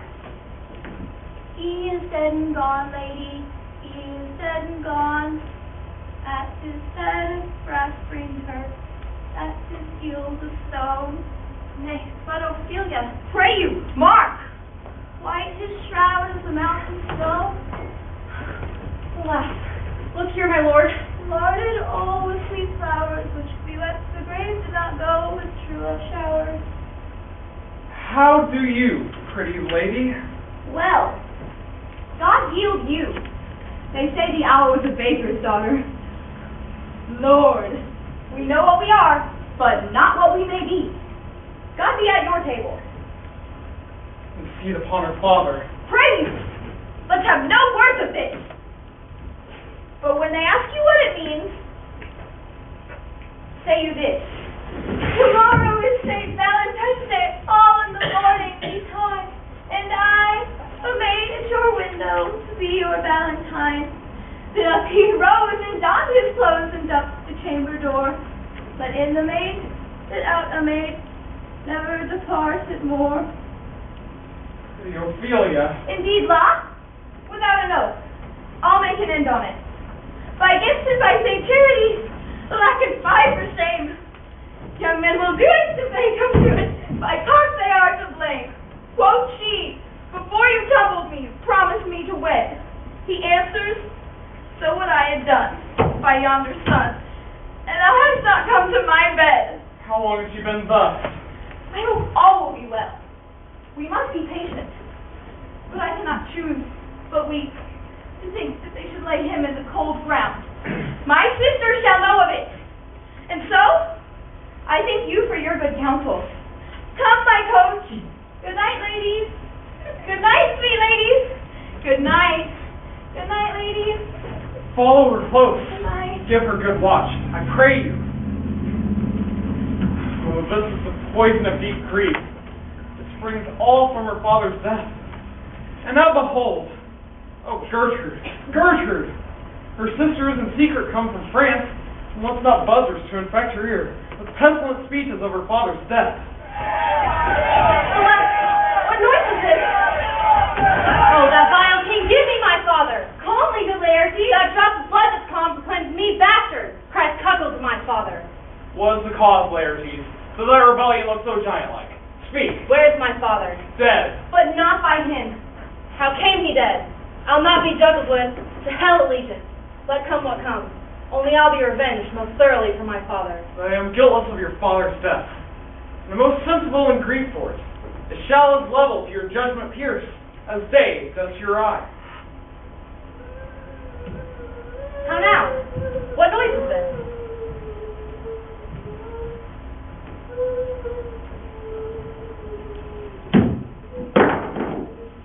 Oh, heat, dry up my brains. Oh, Rose's maid, dear maid, kind sister, sweet Ophelia. Oh, is it possible a young maid's wits should be as mortal as an old man's life? They pour him their face on the fire. Hey, Nonny, Nonny, Nonny, hey, Nonny. And in his grave bring many a tear. There's rosemary. That's for remembrance. Pray you, love, remember. And there's pansies. That's for thought. A document madness. Thoughts and remembrance fitted. There's fennel for you, and columbine.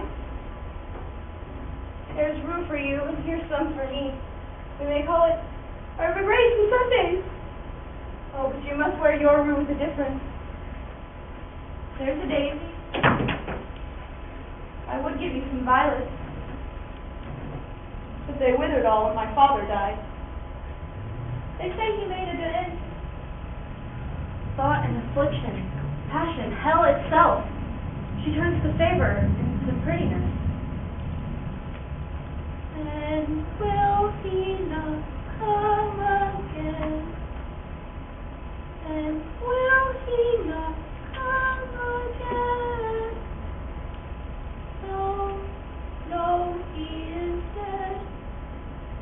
Go to thy dead, dead. He never will come again. His beard was as white as snow. All flaxen was his clothes. He is gone, he is gone.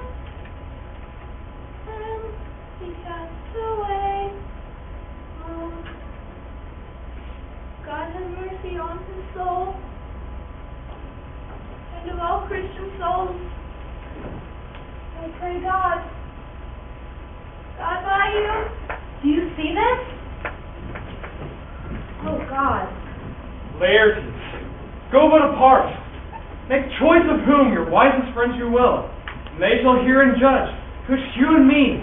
If it be by direct or by collateral hand they find us touched, we will our kingdom give, our crown, our life, and all that we call ours, to you in satisfaction. But if not, be you content to lend your patience to us, and we shall jointly labor with your soul to give it due content. Let this be so. His means of death, his obscure funeral, no trophy, sword, nor hatchment over his bones, no noble right nor formal ostentation, cry to be heard is put from heaven to earth that I must call at his question. So you shall. Where the offense lies, let the great axe fall. I pray you, come with me.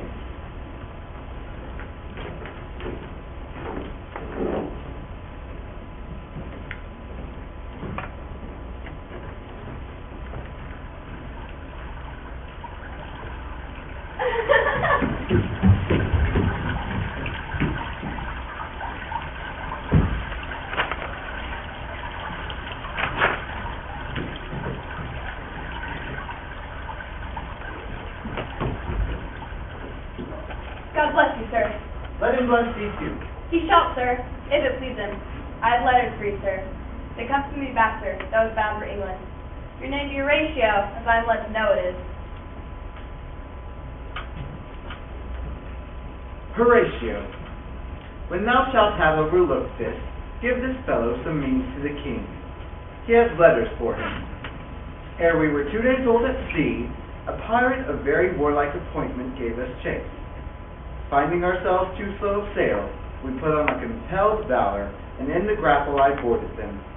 On the instant they got clear of our ship, so I alone became their prisoner.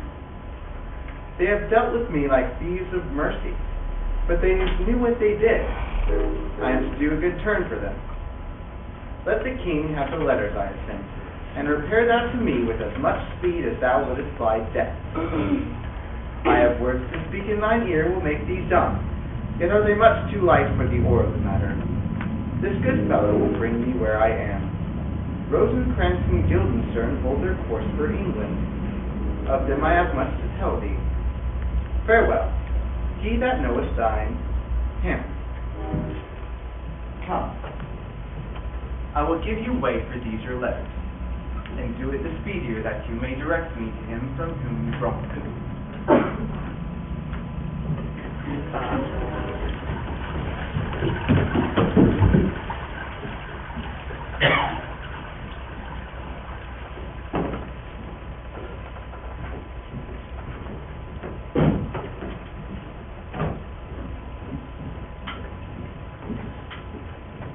Now must your conscience my acquaintance seal, and you must put me in your heart for friends.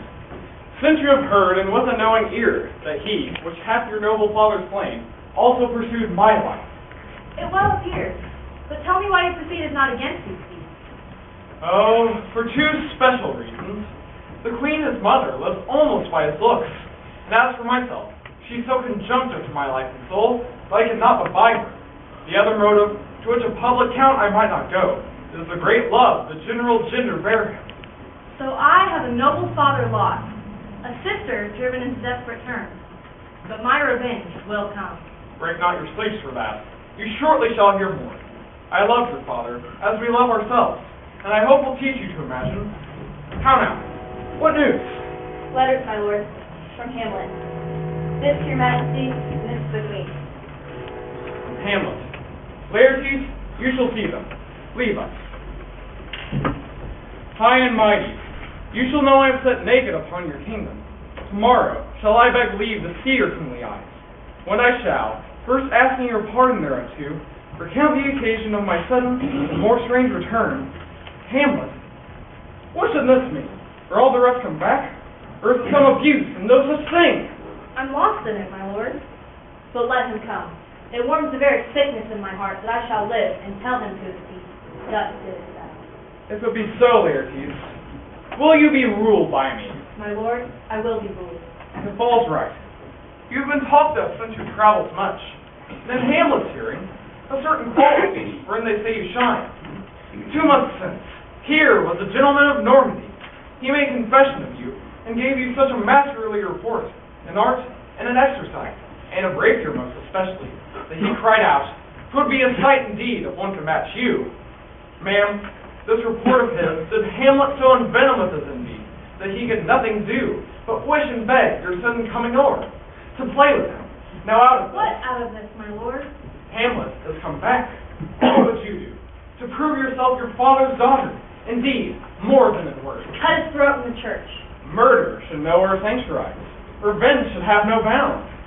But good Laertes, will you do this? Keep close within your chamber.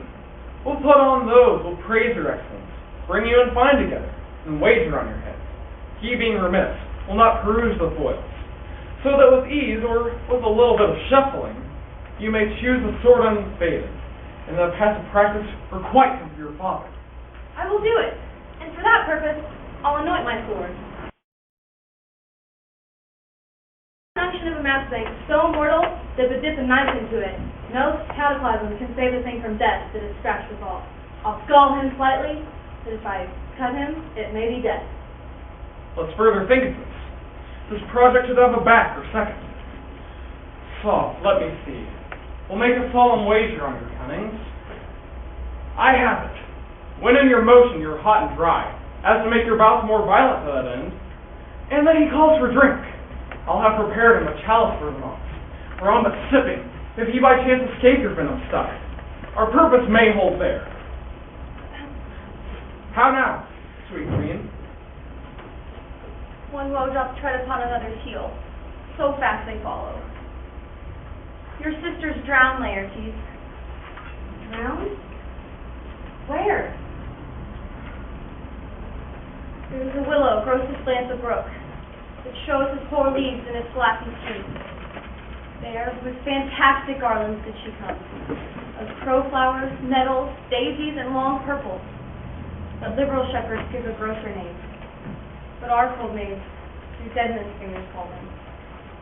There, on the pendant boughs, her cornet weeds clamoring to hang, an envious sliver broke, when down her weedy trophies and herself fell in the weeping brook. Her clothes spread wide, and mermaid-like a while they bore her up. Each time she chanted snatches of old tunes, as one incapable of her own distress, or like a creature native and endued unto that element. But long it could not be, so that her garments, heavy with their drink, pulled the poor wretch from her melodious lay to muddy death. Alas, then, she drowned? Drowned. Drowned. Too much of water hast thou, poor Ophelia, and therefore I forbid my tears. Adieu, my lord. I have a speech of fire that fain would blaze, but that this folly thou sit. Let's follow, Gertrude.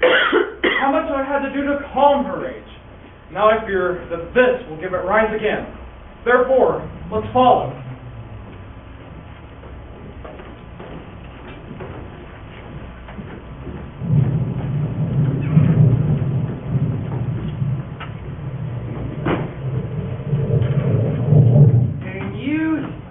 When I did love, thought it was very sweet to contract a time for my behalf, for such a guest as me. A pickaxe, a spade, and a shrouding sheet. Oh, a piece of clay for to be made, for such a guest as me.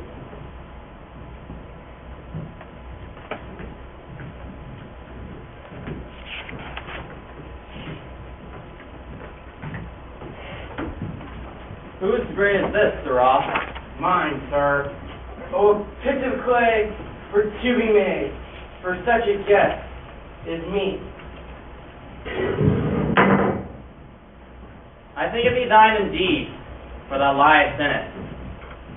You lie on it, sir. Therefore, it is not yours. For my part, I do not lie in it, and yet it is mine. Thou dost lie in it. To be in it and say it is thine, 'tis for the dead, not for the quick. Therefore thou liest. 'Tis a quick lie. Toil away again from me to you. What man dost thou dig it for? None, sir. What, a woman then? None neither. Who is to be buried in it?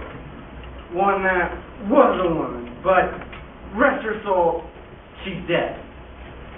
How absolute the knave is. Here's a skull now. This skull hath lain in the earth 23 years. Whose was it? A whoresome mad fellow. Whose do you think it was? Nay, I know not. That pestilent rogue on him. He poured a flagon of Rhenish on my head once.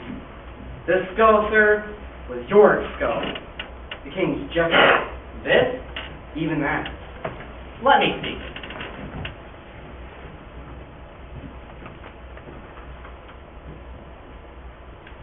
Alas, poor Yorick. I knew him, Horatio.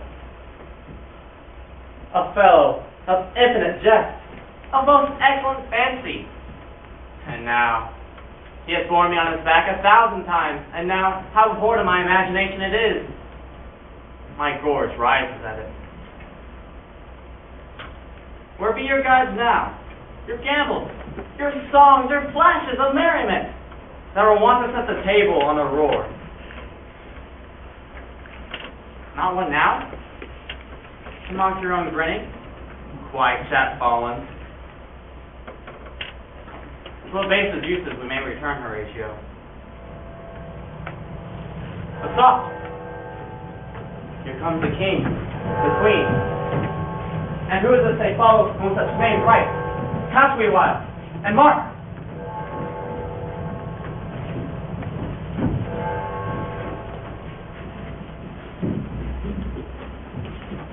What ceremony else? What ceremony else? Her obsequies have been as far as large as warranty. Her death was doubtful. If at the great command or sways the order, she should, in ground, be sanctified till the last trumpet.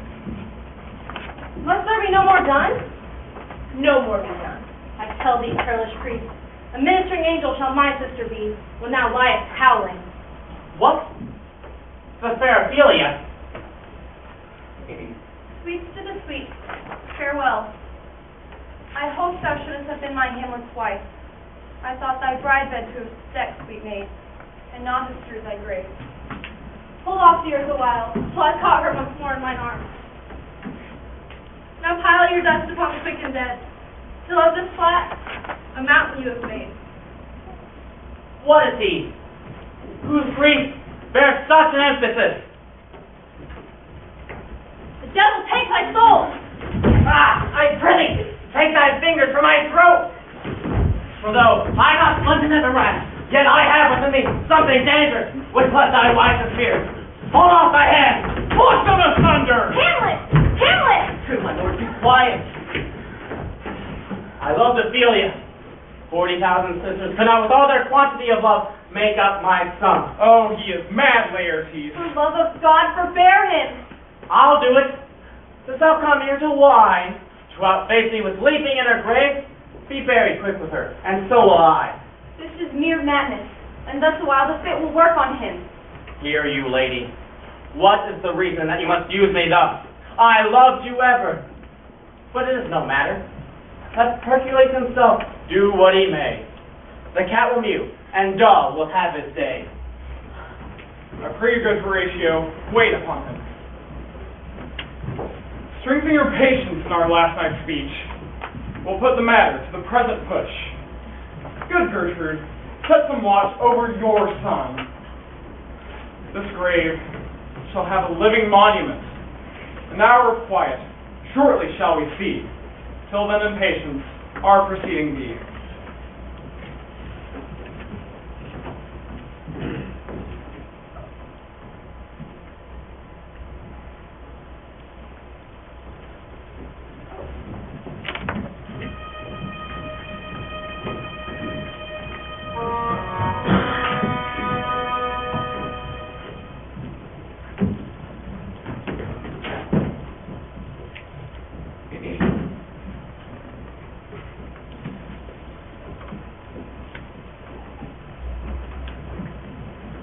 So much for this, sir. Now shall you see the other. You do remember all the circumstance. Remember it, my lord?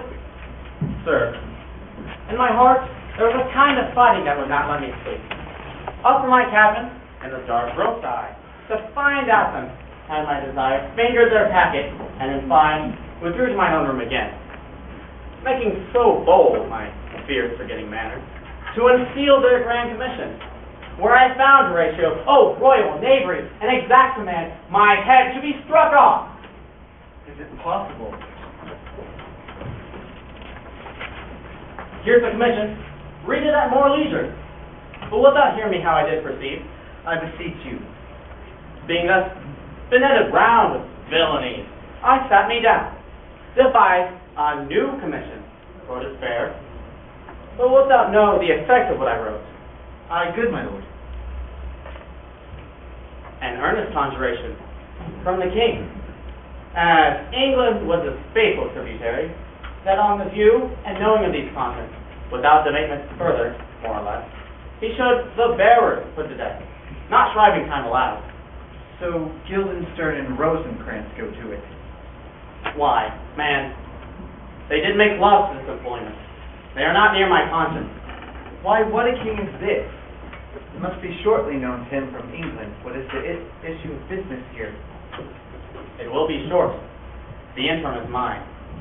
But I'm very sorry, good Horatio, that to Laertes I forgot myself. Peace. Who comes here?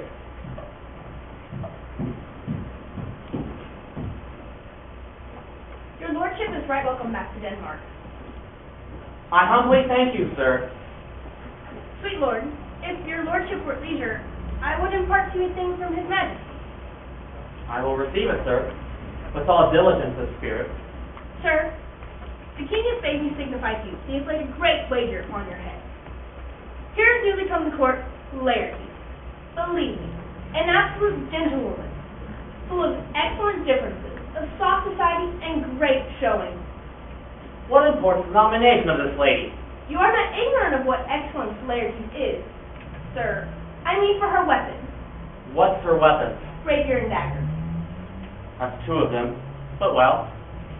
Sir, the king has laid that in a dozen passes between yourself and her, she shall not exceed you 3 hits. It would come to immediate trial if your lordship would vouchsafe the answer. Sir, I will walk here in the hall.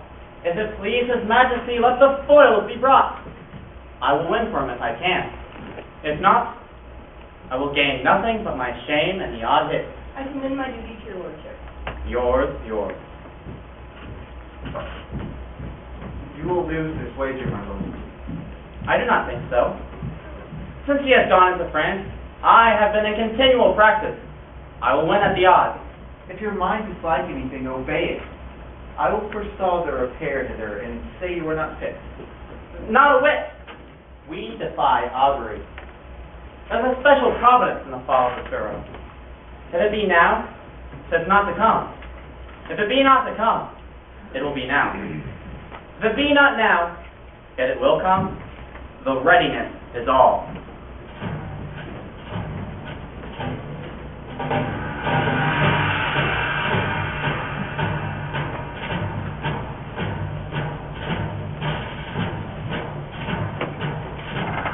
Come, Hamlet. Come and take this hand from me.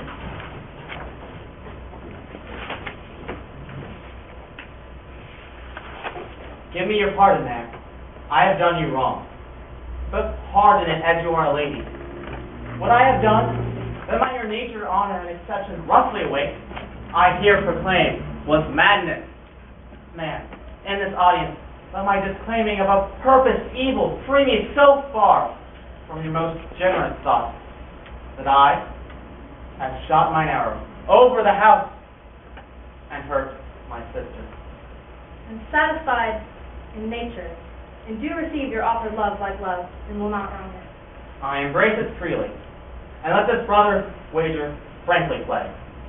Give us the foils. Come on! Come, one for me. Give them the foils, young Osric. Cousin Hamlet, you know the wager. Very well. Your grace has laid the odds on the weaker side. I do not fear it. I have seen you both. But since she is better, there are, therefore, odds. This one's too heavy. Let me see another.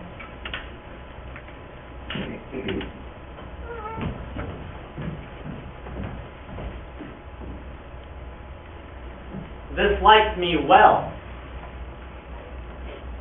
These foils have all a length. I like it, Lord. Set me the stoops of wine upon that table. If Hamlet give the first or second hit, or quit in answer to the third, let all the battlements their ordnance fire.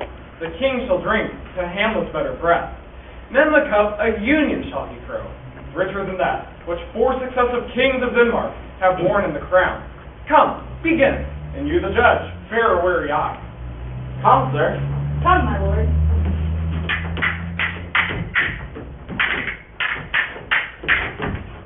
One. No! Judgment. A hit. A very palpable hit. Well, again. Say, give me drink. Hamlet, this pearl is thine. Here's to thy health. Give him the cup. I'll play this bout first. Set it by a while. Come.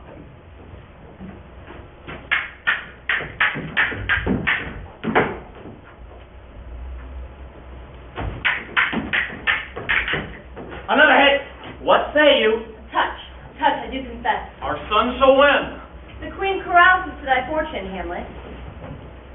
Good, madam. Say, Gertrude, do not drink. I will, my lord, I pray you. Pardon me. This poison cup. It is too late. I dare not drink yet, madam. By and by. Come, let me wipe thy face. My lord, I'll hit him now. I do not think it. Yet, 'tis almost against my conscience. Have at you now.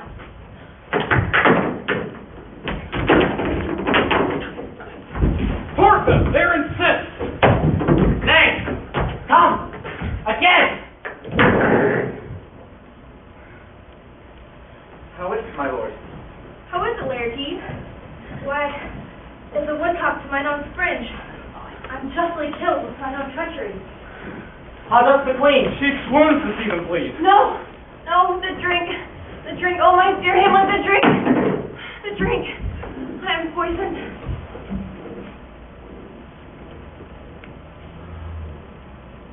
Oh, villainy! How? Let the doors be locked! Treachery! Seek it out! It is here, Hamlet. Hamlet, thou art slain. No medicine in the world can do thee good.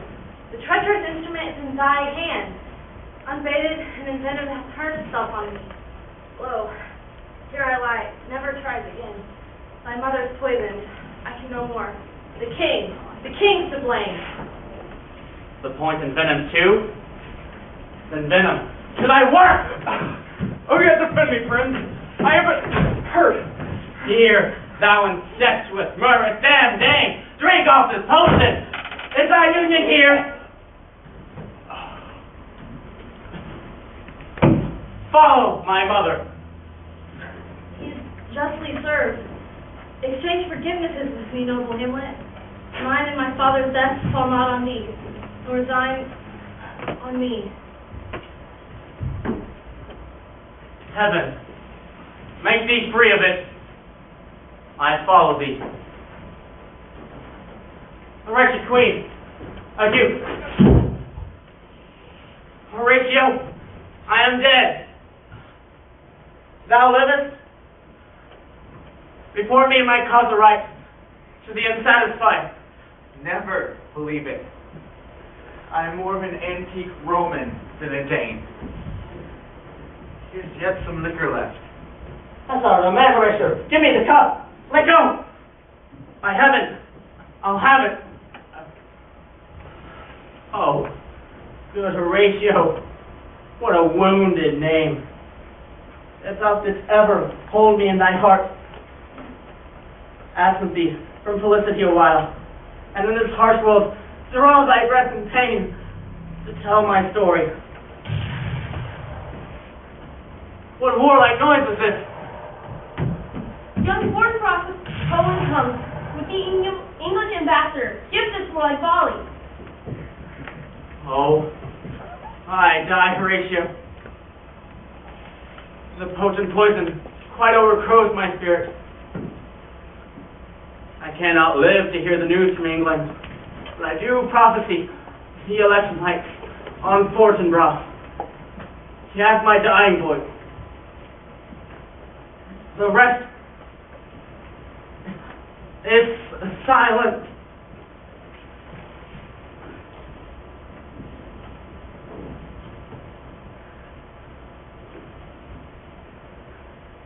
Now cracks the noble heart.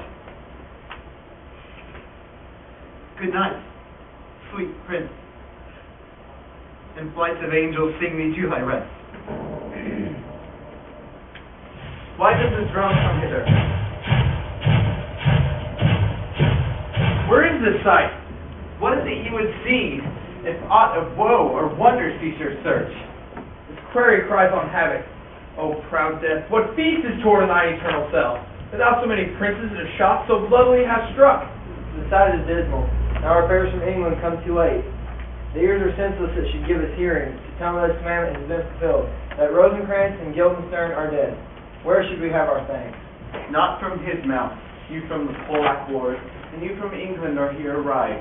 Give orders that these bodies high on the stage be placed, and let me speak to the yet unknowing world of how these things come about.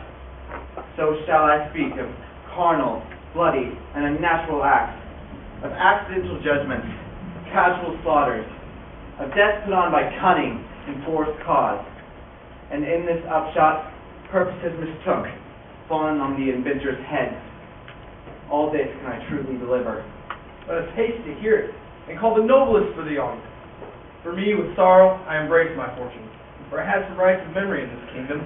Of that I shall have also cause to speak, and from his mouth whose voice will carry on the more. Let 4 captains bear Hamlet like a soldier to the stage, for likely he would have proved most royally, and for his passing, the soldiers' songs and the rites of war speak loudly for him. But take up the bodies, such a sight as this becomes the field, and is here amiss. Go, and bid the soldiers shoot,